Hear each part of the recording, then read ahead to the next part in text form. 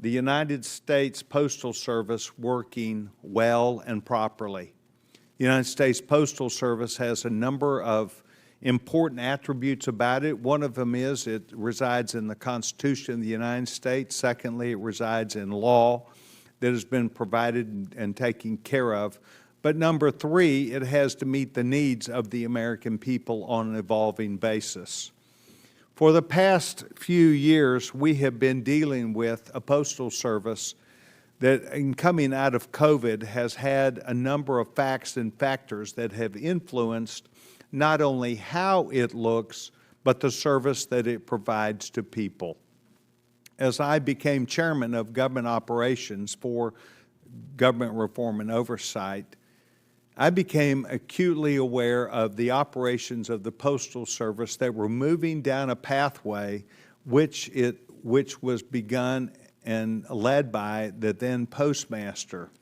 That postmaster, while he is no longer in service to this nation, had a vision and a plan that, in my opinion, was not as well understood by employees or by the American public. And yet, he openly was willing to say, trust me, we're going to get there.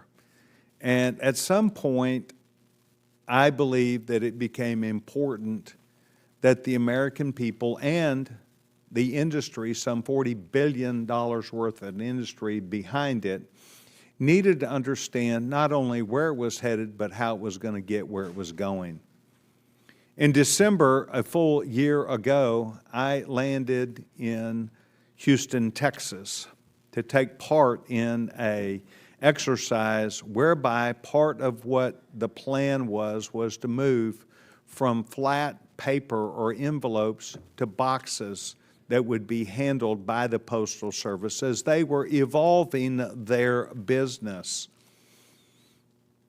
As it turned out, there was some 4-month delay in the purchasing and the practice of the Postal Service in the Houston general area. As I went to Sugar Land, Texas to look at the operation, there were essentially some 100 or more 18-wheeler loads of boxes, letters, envelopes, mail that were stacked up, and the workers from the Postal Service were taking these off literally one at a time to go out of a mound that would have completely filled this room. That was apparent to me that it was a plan by which a process that I call ready, fire, aim. And it was taking place across the country. We engaged the Postal Service. I will admit they were highly professional. They were very concerned about their obligation to the customer, and they felt like that they were doing as best as they could given the circumstances.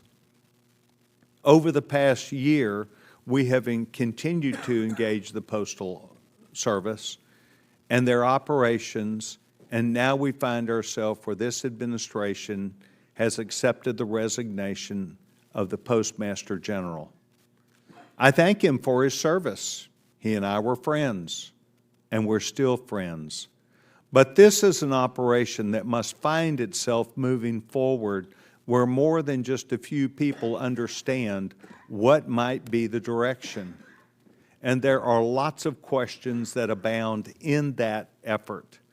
And those are things that while we think we have some ideas about, we will engage the administration, the new Postmaster General, on those ideas. Today, we have gathered together groups of people that have specific ideas about the Postal Service, what they should look like, how they should operate, and where we might have ideas before we actually engage what is the new Postmaster General. So I want to thank the panel that is here today. I will announce who you are in just a minute. But I will tell you that the gentleman to my immediate right, Mr. Nfume, as the ranking member for this same subcommittee, he and I work well together. He and I have attempted across government to look at the operation of government, the needs of the American people, and perhaps more importantly, tried to work together on answers that would lend themselves to making, as I say as an Eagle Scout, making our campsite better than the way we found it.